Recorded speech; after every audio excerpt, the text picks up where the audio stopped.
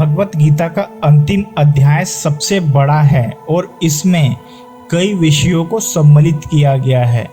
अर्जुन 2 शब्दों संन्यास और त्याग के संबंध में प्रश्न पूछने के साथ संन्यास के विषय पर चर्चा प्रारंभ करता है। दोनों शब्द एक ही मूलभूत के हैं, जिसका अर्थ परित्याग करना है। सन्यासी वह है जो गृहस्थ जीवन में भाग नहीं लेता और समाज को त्याग कर साधना का अभ्यास करता है।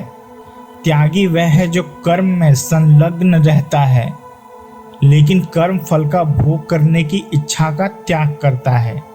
श्री कृष्ण परामर्श देते हैं कि यज्ञ, दान, तपस्या और कर्तव्य पालन संबंधी कार्यों का कभी त्याग नहीं करना चाहिए, क्योंकि ये ज्ञानी को शुद्ध करते हैं।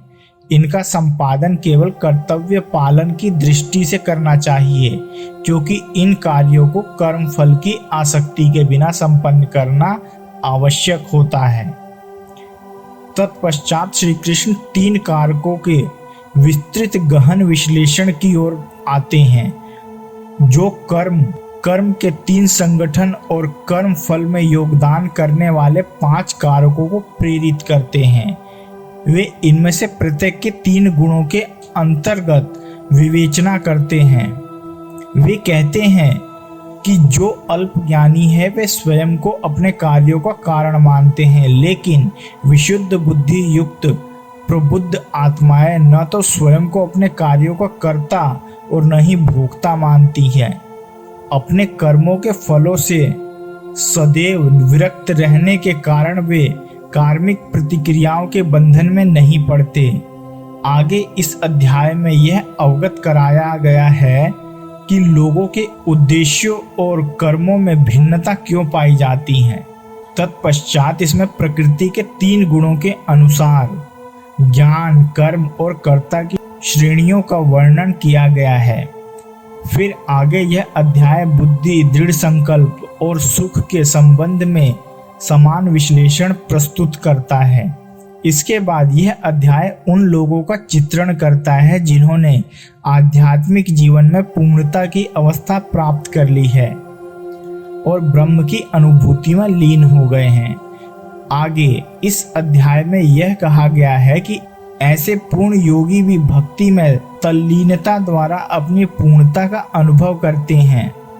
इसलिए भगवान के दिव्य व्यक्तित्व के रहस्य को केवल मधुर भक्ति द्वारा जाना जा सकता है। इसके बाद श्री कृष्ण अर्जुन को स्मरण कराते हैं कि भगवान सभी जीवों के हृदय में स्थित है और उनके कर्मों के अनुसार वे उनकी गति को निर्देशित करते हैं। यदि हम उनका स्मरण करते हैं और अपने सभी कर्म उन्हें समर्पित करते हैं तथा उनका आश्रय लेकर उन्हें अपना लक्ष्य बनाते हैं, तब उनकी कृपा से हम सभी प्रकार की कठिनाइयों को पार कर सकते हैं। लेकिन यदि हम अपने अभिमान से प्रेरित होकर अपनी इच्छा अनुसार कर्म करते हैं, तब हम सफलता प्राप्त नहीं कर पाएंगे।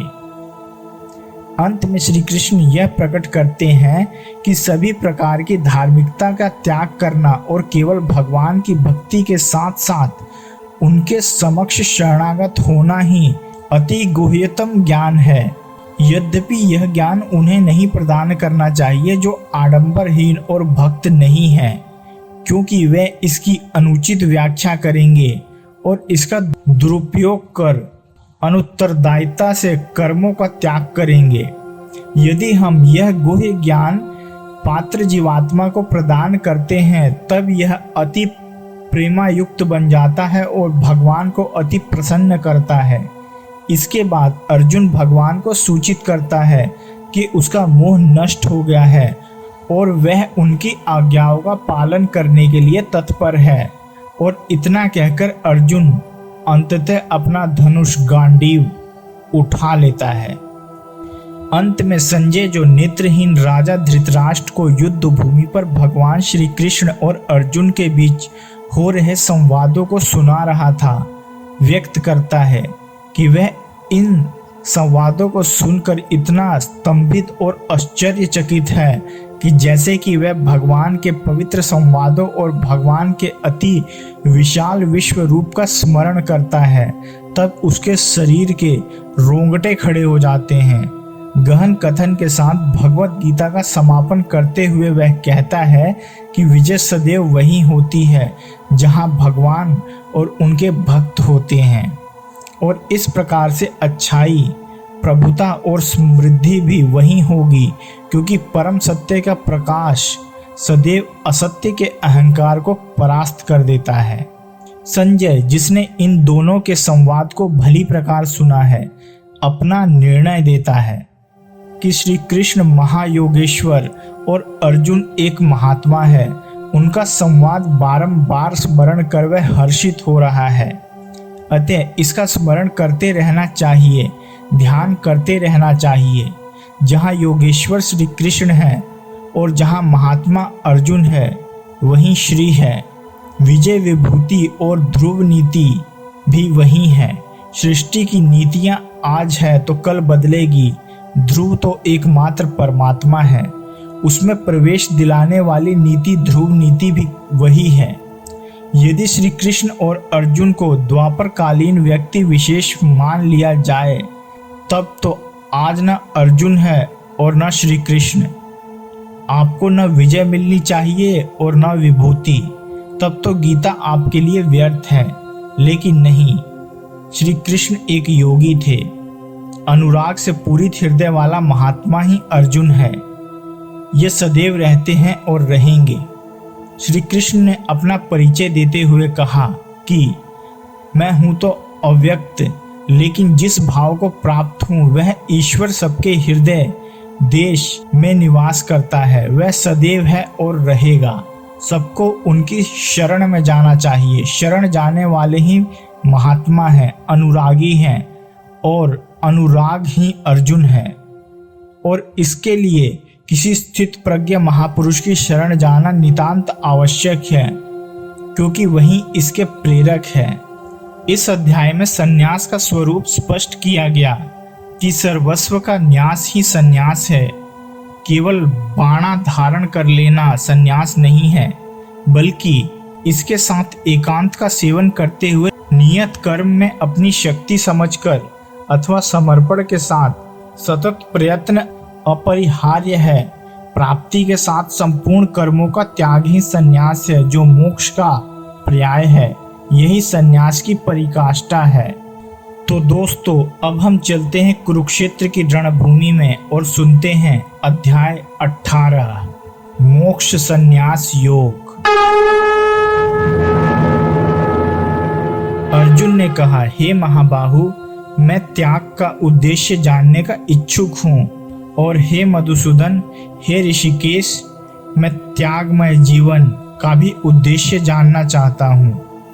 भगवान ने कहा, भौतिक इच्छा पर आधारित कर्मों के परित्याग को विद्वान लोग संन्यास कहते हैं, और समस्त कर्मों के फल त्याग को बुद्धिमान लोग त्याग कहते हैं। कुछ विद्वान घोषित करते हैं कि समस्त प्रकार के सकाम कर्मों को दोषपूर्ण समझकर त्याग देना चाहिए, किंतु अन्य विद्वान मानते हैं कि यज्ञ, दान तथा तपस्या के कर्मों को कभी नहीं त्यागना चाहिए। हे भरत श्रेष्ठ, अब त्याग के विषय में मेरा निर्णय सुनो। शास्त्रों में त्याग 3 तरह का बताया गया है। यज्ञ, दान तथा तपस्या के कर्मों का कभी परित्याग नहीं करना चाहिए, उन्हें अवश्य संपन्न करना चाहिए। निसंदेह यज्ञ, दान तथा तपस्या महात्माओं को भी शुद्ध बनाते हैं। इन सारे कार्यों को किसी प्रकार की आसक्ति या फल की आशा के बिना संपन्न करना चाहिए। हे पृथापुत्र, इन्हें कर्तव्य मानकर संपन्न किया जाना चाहिए। यही मेरा अंतिम मत है। निर्दिष्ट कर्तव्यों को कभी नहीं त्यागना चाहिए, और कोई मोहवश अपने नियत कर्मों का परित्याग कर देता है तो ऐसे त्याग को तामसी कहा जाता है। जो व्यक्ति नियत कर्मों को कष्टप्रद समझकर या शारीरिक क्लेश के भय से त्याग देता है, उसके लिए कहा जाता है कि उसने यह त्याग रजोगुण में किया है। ऐसा करने से कभी त्याग का उच्च फल प्राप्त नहीं होता। हे अर्जुन, जब मनुष्य नियत कर्तव्य और करणीय मानकर करता है और समस्त भौतिक संगति तथा फल की आसक्ति को त्याग देता है तो उसका त्याग सात्विक कहलाता है। सतोगुण में स्थित बुद्धिमान त्यागी जो न तो अशुभ कार्य से घृणा करता है न शुभ कर्म से लिप्त होता है, वह कर्म के विषय में कोई संशय नहीं रखता। निसंदेह किसी भी देहधारी प्राणी के लिए समस्त कर्मों का परित्याग कर पाना असंभव है, लेकिन जो कर्म फल का परित्याग करता है वह वास्तव में त्यागी है। जो त्यागी नहीं है उसके लिए इच्छित, अनिच्छित तथा मिश्रित ये 3 प्रकार के कर्मफल मृत्यु के बाद मिलते हैं, लेकिन जो सन्यासी है उन्हें ऐसे फल का सुख दुख नहीं भोगना पड़ता। हे महाबाहु अर्जुन, वेदांत के अनुसार समस्त कर्मों की पूर्ति के लिए 5 कारण हैं। अब तुम इन्हें मुझसे सुनो। शरीर, कर्म का स्थान शरीर, कर्ता, विभिन्न इंद्रियां, अनेक प्रकार की चेष्टाएं तथा परमात्मा, ये 5 कर्म के कारण हैं। मनुष्य अपने शरीर, मन या वाणी से जो भी उचित या अनुचित कर्म करता है वह इन 5 कारणों के फलस्वरूप होता है। अतएव जो इन 5 कारणों को न मानकर अपने आप को ही एकमात्र कर्ता मानता है वह निश्चय ही बहुत बुद्धिमान नहीं होता और वस्तुओं को सही रूप में नहीं देखता। जो मिथ्या अहंकार से प्रेरित नहीं होता, जिसकी बुद्धि बंधी नहीं है, वह इस संसार में मनुष्यों को मारता हुआ भी नहीं मरता, न ही वह अपने कर्मों से बंधा होता है। ज्ञान, ज्ञेय तथा ज्ञाता ये तीनों कर्म को प्रेरणा देने वाले कारण हैं। इंद्रियां, कर्म तथा कर्ता ये 3 कर्म के संघटक हैं।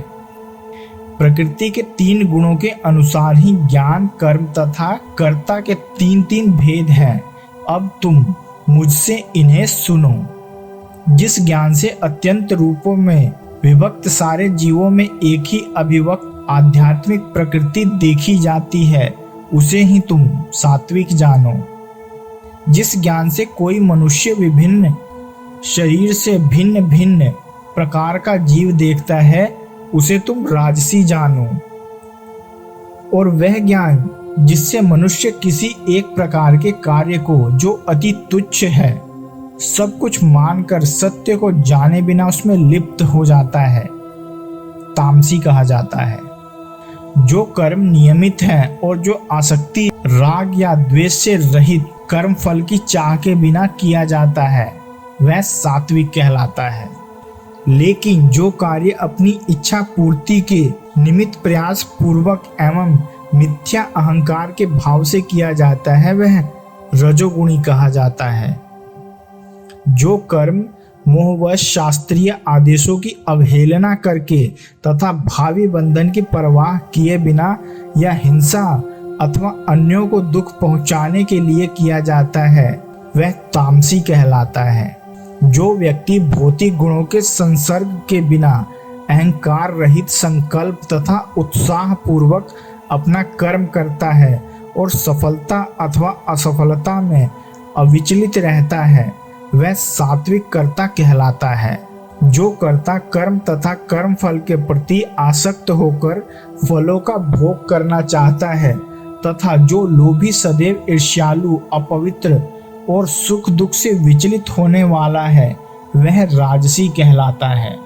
जो कर्ता सदा शास्त्रों के आदेशों के विरुद्ध कार्य करता है, जो भौतिकवादी, हठी, कपटी तथा अन्यों का अपमान करने में पटु है और तथा जो आलसी, सदैव खिन्न तथा काम करने में दीर्घ सूत्री है वह तमोगुणी कहलाता है।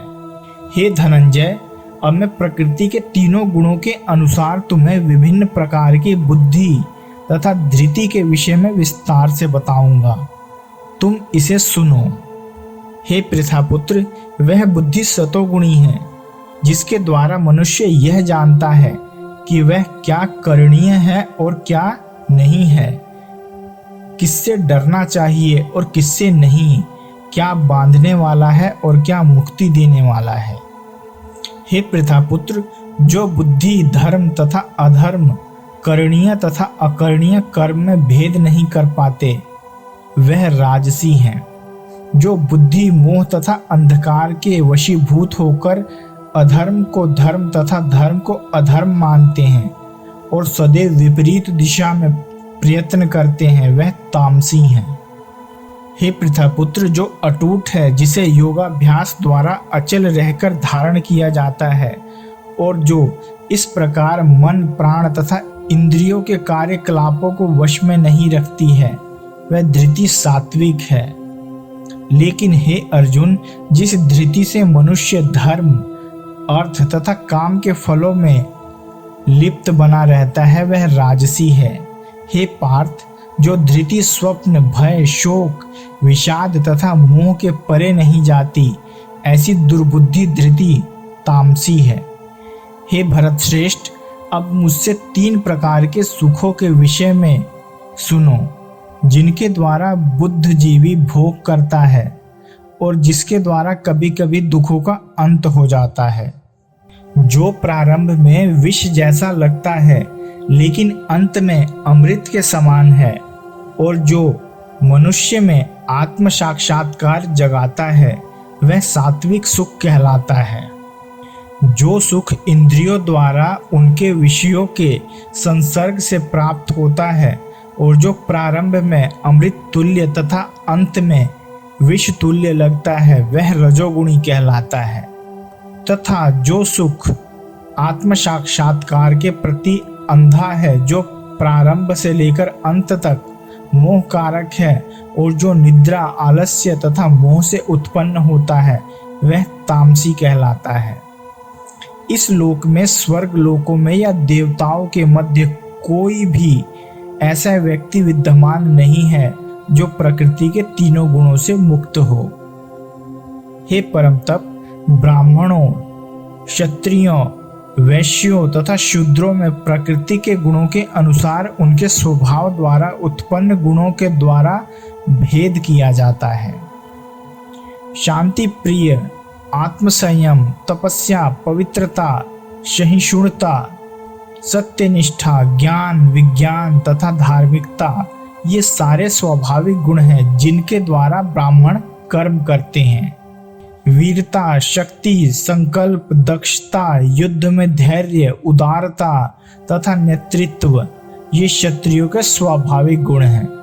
कृषि करना, गौरक्षा तथा व्यापार वैश्यों के स्वाभाविक कर्म हैं और शूद्रों का कर्म श्रम तथा अन्यों की सेवा करना है। अपने अपने कर्म के गुणों का पालन करते हुए प्रत्येक व्यक्ति सिद्ध हो सकता है। अब तो मुझसे सुनो कि यह किस प्रकार किया जा सकता है।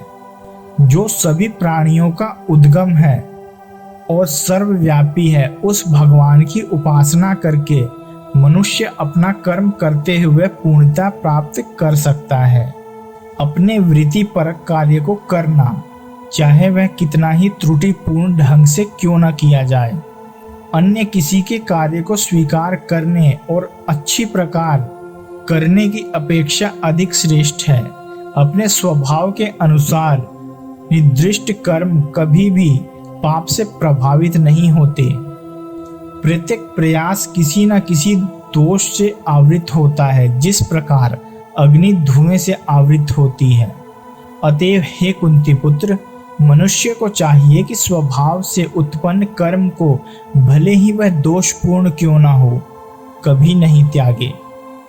जो आत्म संयमी तथा अनासक्त है एवं जो समस्त भौतिक भोगों की परवाह नहीं करता, वह संन्यास के अभ्यास द्वारा कर्म फल से मुक्ति की सर्वोच्च सिद्ध अवस्था प्राप्त कर सकता है। हे कुंती पुत्र, जिस तरह इस सिद्धि को प्राप्त हुआ व्यक्ति परम सिद्धावाथा अर्थात ब्रह्म को, जो सर्वोच्च ज्ञान की अवस्था है, प्राप्त करता है, उसका मैं संक्षेप में तुमसे वर्णन करूंगा, उसे तुम जानो।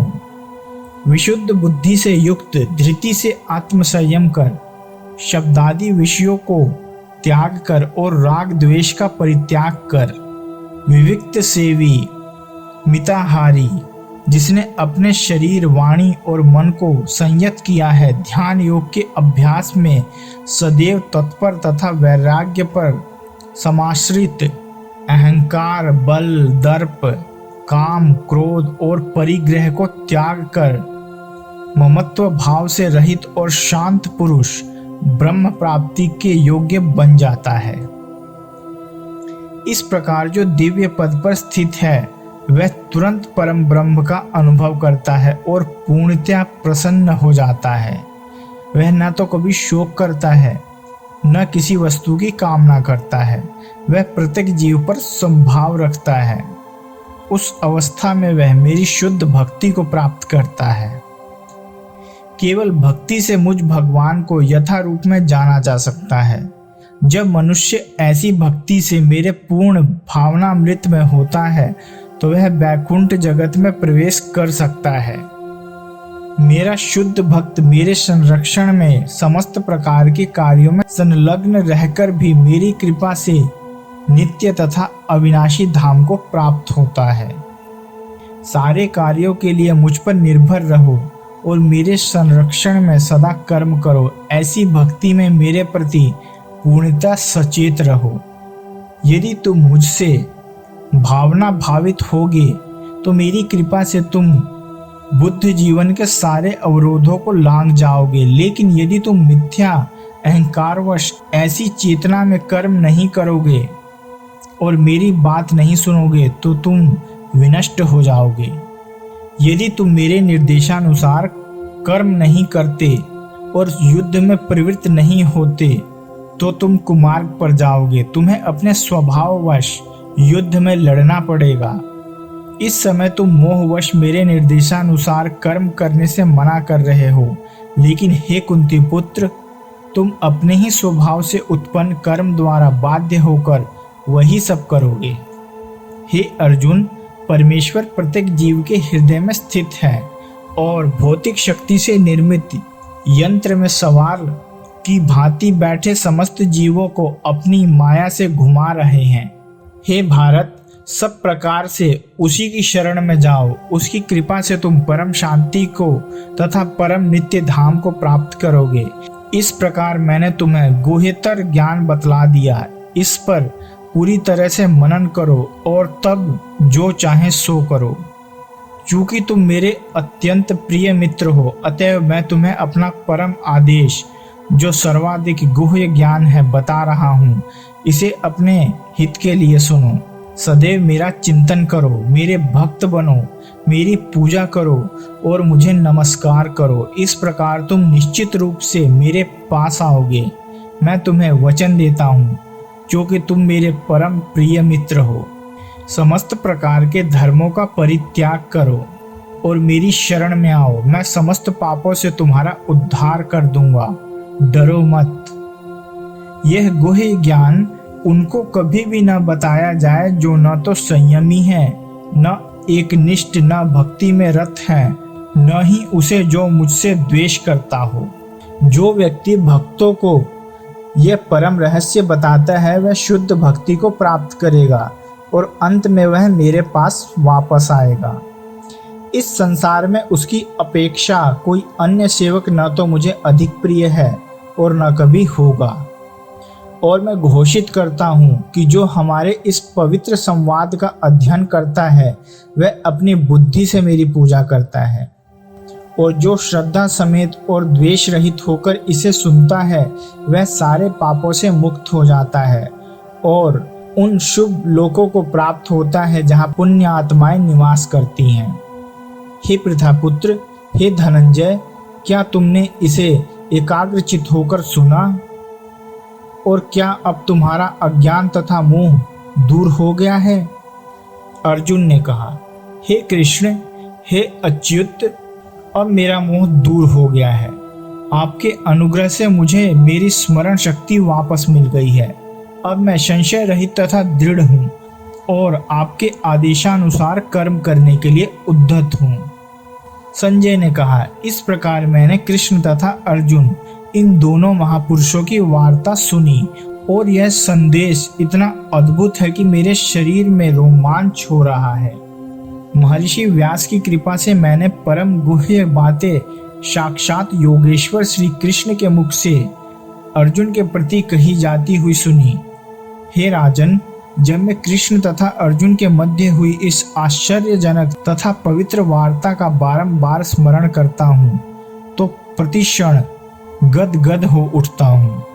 हे राजन, भगवान कृष्ण के अद्भुत रूप का स्मरण करते ही मैं अधिकाधिक आश्चर्यचकित होता हूँ और पुनः हर्षित होता हूँ। जहाँ योगेश्वर श्री कृष्ण है और जहाँ परम धनुर्धर अर्जुन है, वहीं ऐश्वर्य, विजय, अलौकिक शक्ति तथा नीति भी निश्चित रूप से रहती है, ऐसा मेरा मत है। अतः इस प्रकार श्रीमद् भगवत गीता रूपी उपनिषद एवं ब्रह्म विद्या तथा योग शास्त्र विषयक श्री कृष्ण और अर्जुन के संवाद में संन्यास योग नामक 18वां अध्याय पूर्ण होता है।